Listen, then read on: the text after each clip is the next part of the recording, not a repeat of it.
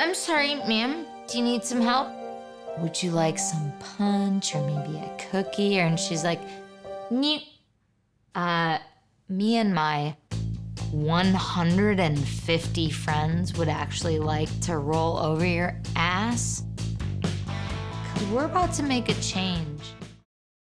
When it comes to minority groups, people with disabilities are often overlooked, misunderstood, and disrespected, damn near to their face sometimes. Sadly, this type of attitude and treatment that accompanies it comes from every side of the fence. I don't know if it's because disabilities aren't specific to one particular group. A person from any nationality, gender, or sexual identity can also have a disability. Or maybe it's because any one of us could become disabled at any given time from an accident, so we have a pass to use ableist slurs anyways. What up, y'all? Future Fiend here. Just to clarify something real quick in case it's not obvious. I'm not saying Christopher Reeve was out here using ableist language. I'm using the case of his tragic accident as a cautionary tale that this could happen to anybody. Alright, so let's rewind a bit and get back to the video. So we have a pass to use ableist slurs anyways. I don't think that's the way that it works, but what do I know? Isn't that cute? But it's wrong! What I do know is I've started to come across new comics almost on a daily basis, which brings me to the topic of today's video. The growing landscape of stand-up comedians with disabilities and how comedy, of all things, puts the narrative back into the hands of people living with the conditions rather than always being spoken for, or even worse, spoken about. Yes, stand-up comedy can produce jokes that are considered insensitive and even cruel by some people. At the same time, though, it's also home to some of the most real inclusion and representation in entertainment to this day. While film and television may include characters with disabilities, at times even making entire movies or shows focusing on disabled characters, it still ends up being stories usually told by somebody else. Stand-up, on the other hand, is the place where each person has not only the opportunity to share, but gives them ownership of their story at the same time. They may use self-deprecating humor, discuss the ignorance of stereotypes, bullying, patronizing pity, or inspirational praise, as well as tell jokes that aren't related to their disability at all. The point is, it's all up to the person holding the mic. Let's flash back to 1980, a much simpler time according to, well, everyone. This year in particular was rather uneventful. Like 60 people were beheaded in Saudi Arabia, a baby was stolen by a dingo down under, and John Lennon was shot, but really nothing worth writing home about. Oh wait, actually, this legend, Steve McPeak, rode a unicycle that was like 101 feet tall. Man, look at that boy go! The next news story wouldn't come until Christmas Eve, where Geri Jewell would be credited as the first actor with a visible disability to have a reoccurring role on a TV show, The Facts of Life. But before TV, Jewell was performing stand-up at the Comedy Store. And I was sitting in the Disabled Services Department with my friend Alex Valdez, who was blind. And he said, well, why don't you do what I do? I said, what do?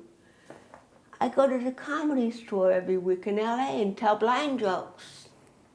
It was through stand-up that she was offered the TV role, and on the show itself, they had her perform a quick set about cerebral palsy. And now, here's Geri! Jewell never shied away from joking about her condition. And I'm great at dancing, too, and I don't even need the music. Hey, I'm a good bowler. I've had some high scores. The only problem was it was never in my lane. And even later in life, joking about how she came out and seeing a tweet that asked, My God, Geri Jewell is gay? I thought she had cerebral palsy all this time. The thing that really comes across in her jokes at least for me, is how at the end of the day, her point was people with disabilities are the same as anyone else. She could joke about something as simple as playing sports to major societal changing actions like fighting for liberties. We fought hard for the right to be stared at. I want to briefly circle back to Alex Valdez, the friend and comedian who encouraged Jewell to try stand-up. Good looking crowd. Nice looking crowd here. You guys look dynamite. All right. First, had he not given Jewell the idea to try stand-up and then continued to push her to keep trying? And he said, Jerry, stop. And I said, I don't ever want to do this again. Why? Because I bombed. And he said, so what? Every comedian bombed. It's likely that she wouldn't have been discovered and cast on The Facts of Life, so in a way, he is partially responsible for helping break that barrier on television. Second, him telling her to do what he was already doing at the Comedy Store lets us know that comedians with disabilities were already a part of stand-up. While it is difficult to try and narrow down who would be credited as the first to ever do it, and that's due to a lack of footage and documented history, it's safe to say that at least it was already happening. And third, here is where we can start to see a community grow where comics with disabilities can, in a way, look out for one another. Jewell herself paying it forward, if you will, encouraging Kathy Buckley, a comedian with hearing impairment, to get on stage at a disability comedy fundraiser after pulling her headshot out of a club owner's trash can. Now, speaking of opening doors for one another, there is one comedian from this early era that I have to mention, and that's Chris Crazy Legs Fonseca. Why, little foots? You got a dream? Yeah, I got a dream. No, not that Crazy Legs. This Crazy Legs. I wasn't born handicapped. I was once an Olympic figure skater.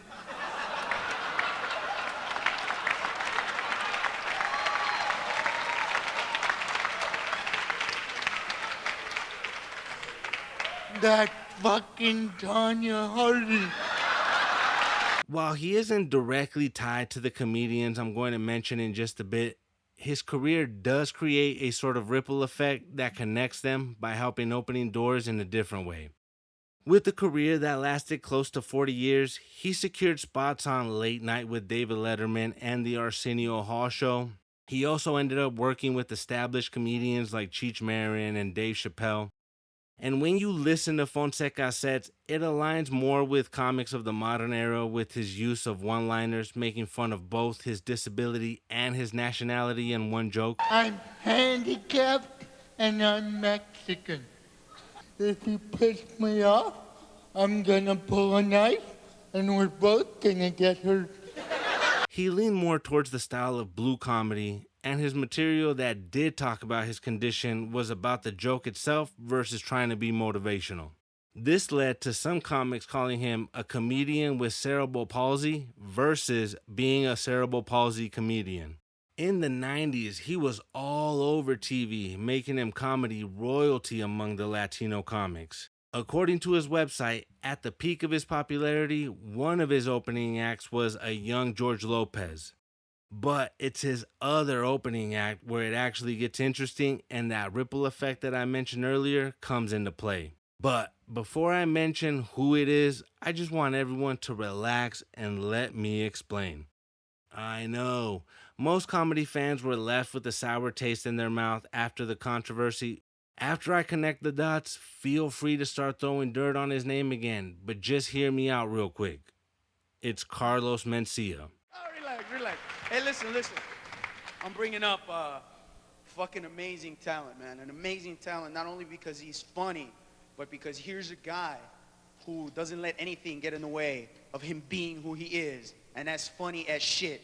Crazy legs, piernas locas, Chris Fonseca! Ignore the whole fiasco with Rogan for a bit, and let's focus on something positive that came from him being so popular at the height of his success. It was Mencia who discovered, mentored, and then toured with Brad Williams. All of this because of an encounter they had when Williams went to one of Mencia's shows. And Mencia was on stage, started making midget jokes, and half the audience was laughing, and the audience that was sitting by me was like, not laughing. And Mencia noticed that. And he's like, why aren't you guys laugh? He goes, what, is one of them here?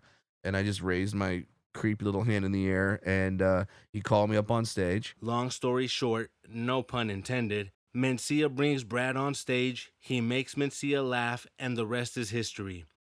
Another one of his good deeds was inviting Josh Blue to go on tour with him to perform at different theaters and clubs after Blue won his season of Last Comic Standing. Wow, I'm so excited, I'm shaking. And honestly, that's big. If you go back and you look at everyone who won Last Comic Standing, you start to notice most of them had the worst careers of all the comics that were on their season. It's like the Madden curse for being on the cover of a video game or some shit, but that's a topic for a whole different video. The important thing to take away from all this is Mencia wasn't just out here stealing jokes and allegedly evading taxes now or something. I've seen you help me, D'Elia, Coy, Cristela, Trevino, Freddie Soto. I mean, the list goes on, right? And we all came from your school of comedy. I've learned so much by touring with you. Mencia out. Feel free to start shitting all over Ned again. His part of the story is done, so honestly, I don't care no more. Around the beginning of this video, I mentioned how stand-up was putting the narrative back into the hands of the person behind the microphone. So let me explain what I meant by that. Starting with Brad Williams, who was born with achondroplasia, which is the most common cause of dwarfism. Like most comedians, and I say that in the general sense, Brad started using humor as a defense mechanism. Some comics are using humor to mask emotions, cope with depression, deal with anxiety or trauma, or even to diffuse a potentially violent situation as they serve time in prison after they get caught with cocaine at an airport. In Brad's case, it was quite literally a mechanism of defense against bullies. Hopefully, you do what my dad did. He bullied me first. But he did it in a very awesome way. He would make fun of me, and he would tell me, like, all right, hit me back. Hit me back with something. Instead, he started training Brad in the art of the rebuttal, letting him know things that other kids might say, and then helping him prepare with a harder-hitting comeback. So he molded me. He trained me. He prepared me like Yoda and Luke Skywalker. The sizes were reversed, but you get the idea. The lesson from his father to not feel sorry for himself is apparent in how he chooses to continue writing jokes. A lot of you have the appropriate reaction. You laugh. Some of you get that look, and I know that look. I say those stories, and you're like, oh. Brad has taken the idea that he should be a sob story or be an inspiration, wiped his ass with that idea, and then threw it directly into the face of the crowd. Brad, that's so sad. Your father made fun of you. What do you think that did to you, Brad? Made me a man. Shut the fuck up. He's going to tell jokes about dwarfism, all right. This was out of nowhere, just like, ooh, I'm gonna paint you blue. And I was like, no, you're not. That's kind of creepy. That's not gonna happen. She's like, you're gonna be my Smurf. I'm like, it got weirder. Oh my God. But he's going to paint a picture that political correctness tries to tell you is wrong.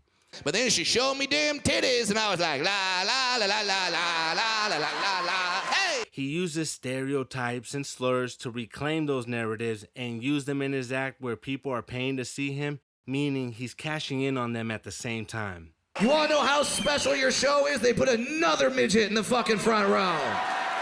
Now, I don't want to give the idea that it's a constant barrage of self-deprecation. He also brings up his daughter, his wife and married life, his observations on political correctness and the similarities from both sides of political extremism. And my personal favorite is his long-lasting grudge with his wife's friend, Carol. Carol, look right at me. I want you to fucking sue me, okay? Please, for the love of God, sue me. If you sue me, you're gonna have to prove in a court of law you're not a cunt. A lot of Brad's material does center around his dwarfism, and, well, it makes sense. He lives it every single day, but it's far from the only trick up his sleeve.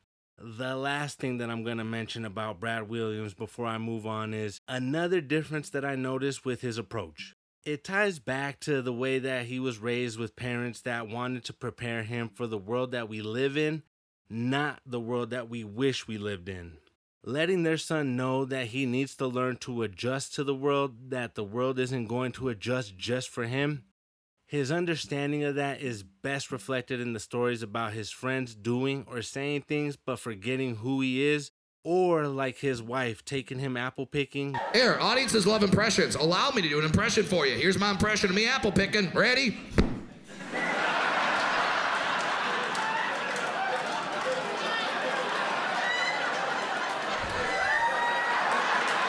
His reaction isn't to get offended or sad about it. He actually understands exactly why this can happen. Whatever your normal is, it's not necessarily everyone else's normal. I think people forget that. Honestly, it's fascinating to see how comedians' attitude regarding how to address their disabilities starts to shift over time. The pioneers were working to open doors and make space for people just like them to join the club. They still told jokes poking fun at themselves to ease any tension in the room so crowds know it's okay to laugh.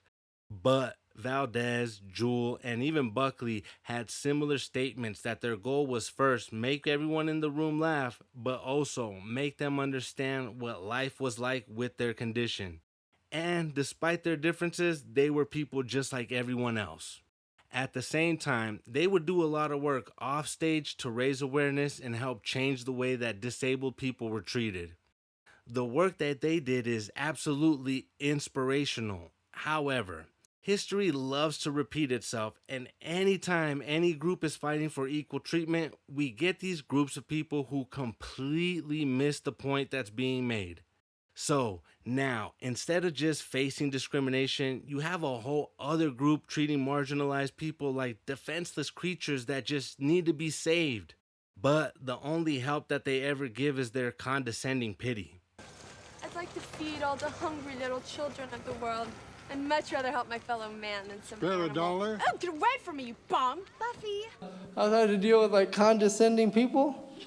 Like people mean well, but here's how it comes across. Like, hi, buddy. How are you? This patronizing attitude is something Josh Blue addresses in his material, with people approaching him to ask, "Hey, buddy, you need help carrying your books?" Sure, man. Meanwhile, I'll steal your wallet and Josh, your girlfriend.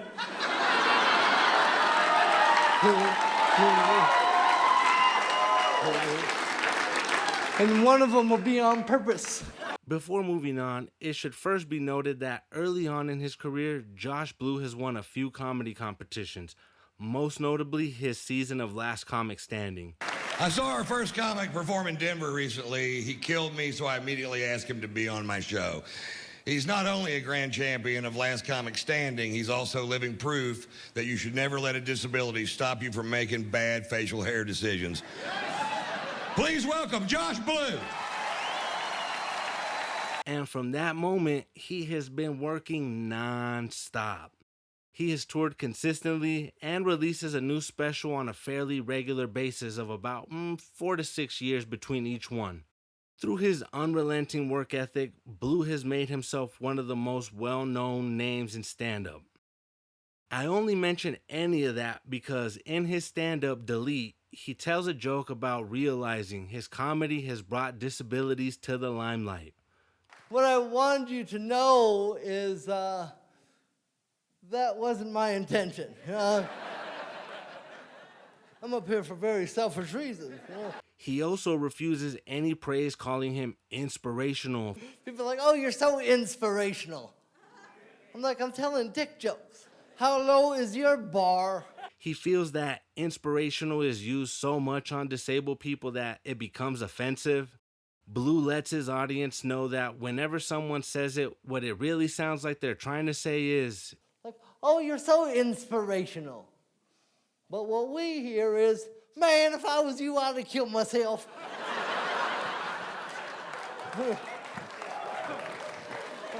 Shit. I don't know how you do it, man. Shit. And Blue isn't alone in mentioning how loosely the term inspirational is thrown around. For now, though, let's put a pin in that topic and shift our focus back to Josh Blue and his inspirational comedy. Like Brad, Blue also uses self-deprecation to take back the control surrounding cerebral palsy jokes. While he has always used this technique throughout his career, he leaned on that style more heavily at his start. If you watch his specials in order, you get to watch his comedy evolve as he masters and adds to his repertoire of mechanics. You can see him master his use of the callback. He starts compounding multiple punchlines for a single setup. And my favorite addition is his use of storytelling. One of the strongest examples of his growth is his story about traveling to Japan to meet the parents of his then wife. Japan's not a very touchy-feely country either. You don't shake hands, you bow. You know I fucked that up, right? First time I met someone, I tried to bow and we bunked heads. Later mentioning going out to eat and the culture is to sit on the floor and eat from a table that's low to the ground. Which I think is a very beautiful cultural experience for most. But the thing you need to know is that people with cerebral palsy, we don't fold up well. So he has to sprawl out over multiple spaces, looking like he owns the place. I'm also the only person to ever eat like this. Like, oh, okay, yeah.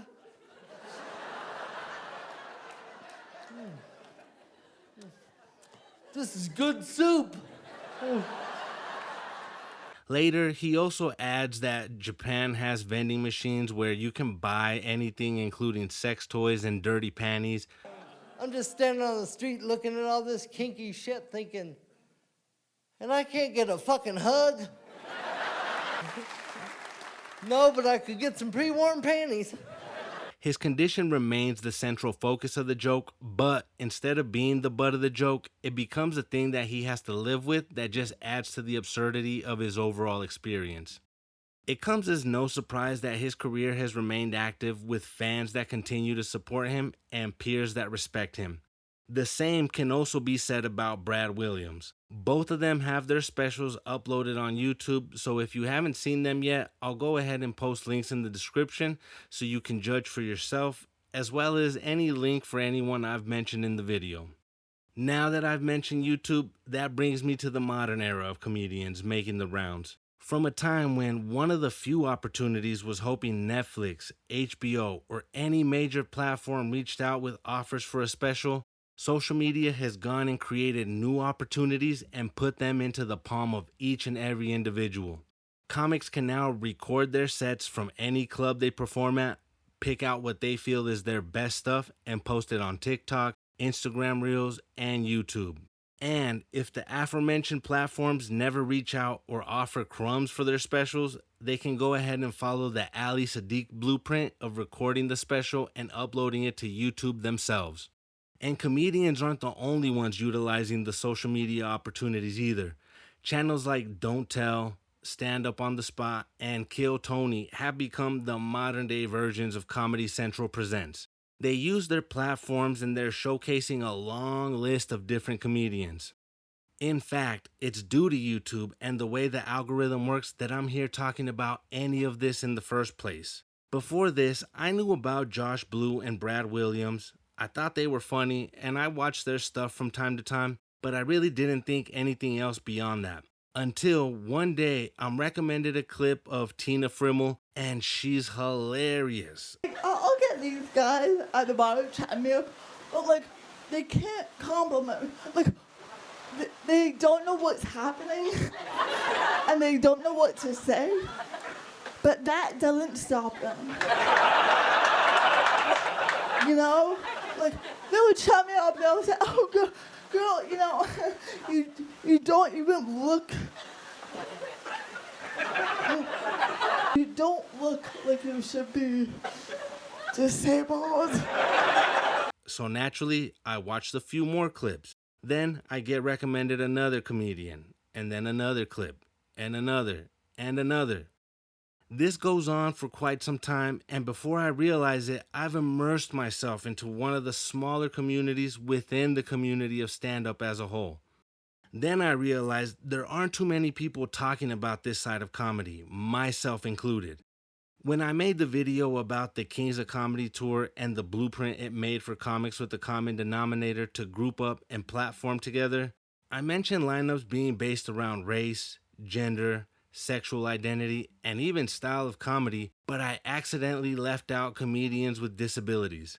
I somehow missed mentioning the Comedians with Disabilities Act tour, or the Disabled List Festival, or Squeaky Fest, among other tours and shows with the lineup of comics with disabilities. And as I watched set after set, just like the Kings of Comedy video where I point out all the reoccurring themes, I noticed some similar themes and topics kept coming up from each comic's perspective. For example, there's a pilot who happens to be a woman without arms that flies planes using her feet. Her name is Jessica Cox, look it up if you want. But here, Josh Blue talks about partying with her. And I got to party with her afterward. She's badass, man. Get this, it turns out that she is a pilot. And she flies with her feet. I can tell by the looks on your faces that you're feeling the same way that I was when I heard this information. But then she showed me a video, and fucking A, man. Well, to tell you the truth, she didn't even have to show me the video, because when she pulled her phone out of her pocket with her foot, I was like, okay.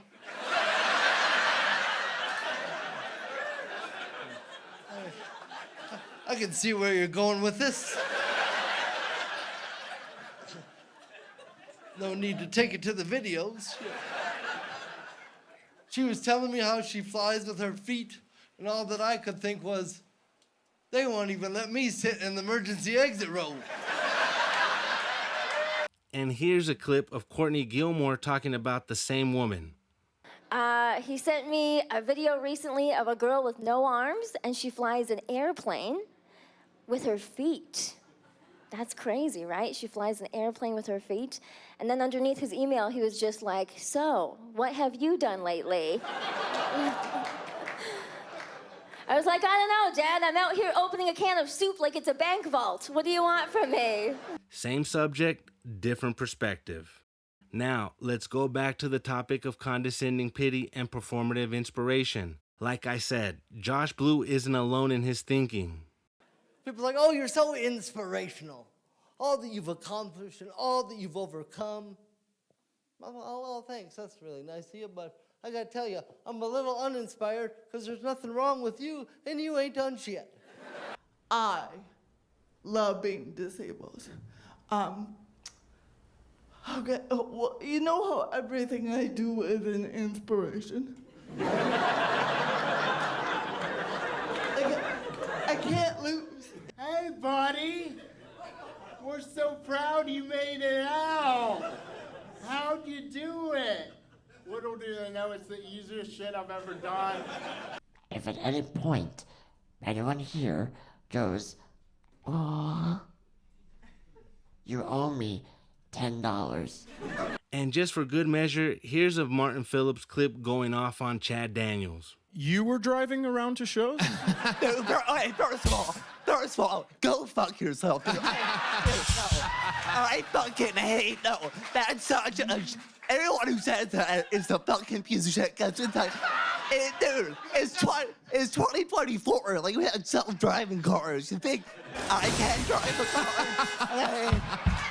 Who the fuck's pressing the buttons on your self-driving car? I'm just saying, it's not that big, it's not that monumental that I can drive, okay? When it comes to healthcare, it's interesting that we're all going through it, but apparently it's far worse than I could have ever imagined. Oh, and it turns out we don't take your insurance. Anybody else have that insurance that covers everything but your problem that you have? Oh, did it happen on a Wednesday? Oh, sorry, don't cover Wednesdays. See a lot of y'all staring at me. I just want to say I'm not drunk. You know, I don't drink because I'm afraid if I start drinking, I might start walking straight. And I know if I start walking straight, I lose my benefits. And this one isn't from a stand-up set, but Courtney Gilmour makes a point that I just don't want to ignore. And it's very expensive. I had to crowdfund to get it, but Well, I got it. I mean, if people didn't fucking donate to that, are you fucking kidding me? Can you imagine? No, let her fucking suffer with the old janky leg that she had. Yeah, like it's not considered like a necessity. That's not. It's considered a luxury item, like a Lamborghini. That's Like a considered car. I luxury. know. A fucking leg is considered luxury Yeah. in Canada. Wow. And then, here is something I think we can all agree on. Almost 3 years for this wheelchair. And in December, I was finally approved for it. Funny enough, the day after that CEO got killed. I know the billionaire defenders love that clip, so here's another just for good measure. At the end of the day, someone was murdered, right? Someone lost their life. A wife is without her husband. Children are without their father. It's a tragedy. I did name my wheelchair Luigi. But it's not all health problems or motivating strangers by existing. There's also relationships, heartbreak, and apparently a whole lot of fugging going on. And she's 6'2". She's 6'2". Every time she queefed, I thought she was gonna blow me into a ceiling fan. And I watch a ton of porn. Like a lot of it. And my hands don't even work. There are people out there who are exclusively into girls missing limbs. You know, that's a real true thing. Where are they? They're out there on the internet. StubHub? I don't know. Whoa. Oh, but I'm not like a kinky person. Like, I'm not into like choking. No. That's how I got into this, man. So these dudes are in there, pushing things around, pushing out farts before they're even ready yet. Proto farts, if you will. So, like, dudes, are you guys cool with us farting on your dicks or not? And caught him cheating on me. Yeah. I think the most frustrating part about that was just how lazy it was. You know? Like, go upstairs. God damn. I'm starting to think the term freak show had nothing to do with physical appearance.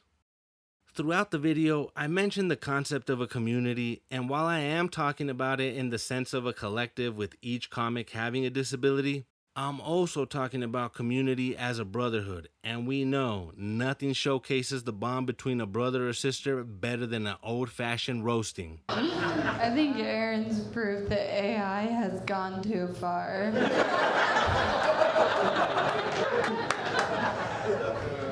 You're proof that cavemen shouldn't have made the wheel. Did you guys see that fucking security guard who can't walk? I believe in DEI, and I hate Trump, but come the fuck on. Who the fuck are you gonna throw out? Just drive into them until they leave. I bet I could outrun his chair. Are you guys like, oh my God, you're not gonna make fun of deaf people, are you? Yes, I am. And if you don't tell them, they'll never hear about it. And don't think this is a modern phenomenon either. It might not be as outrageous, but the pioneers had their fun too. We played baseball. Only we'd have all the wheelchairs on one team and all the walkers on the other team. We'd have scores like about 70-5. One game, I even locked all their brakes and hit a home run. When people meet me and realize that I am blind, they always say, Alex, you don't wear sunglasses. Hey, I don't see deaf people wearing earmuffs. But it's not just crowd work or jokes about disabled people. No, not at all. Just like battle rap heavy hitters Murder Mook, Disaster, or Super Hot Fire. I'm looking for two fools. Disappear.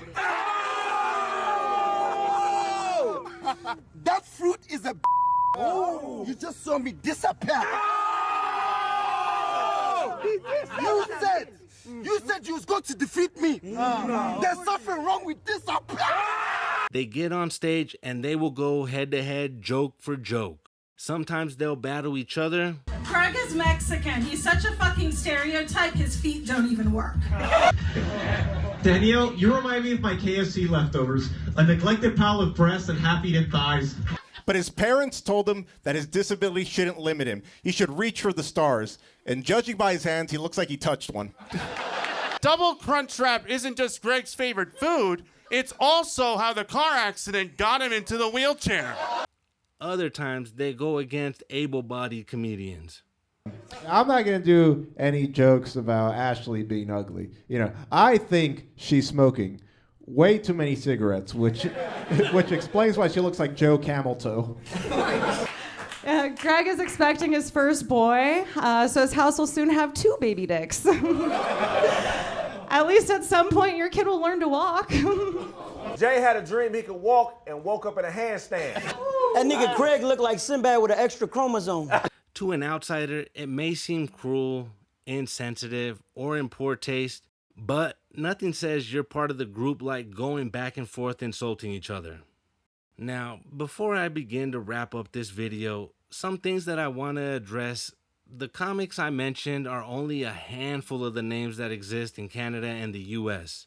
There are a ton of names I left out due to time constraints, lack of material found, or a language barrier. But comics living with disabilities are all over the world, from Latin America, Asia, all over Europe, Africa, and Australia. Also, this video is not intended to be a historically accurate timeline pinpointing who was the first stand-up comedian with a disability.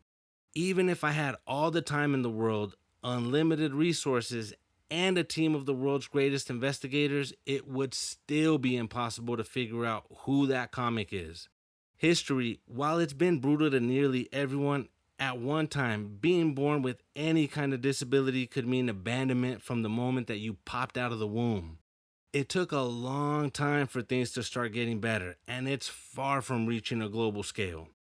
But the effects of that social stigma can still be seen to this day.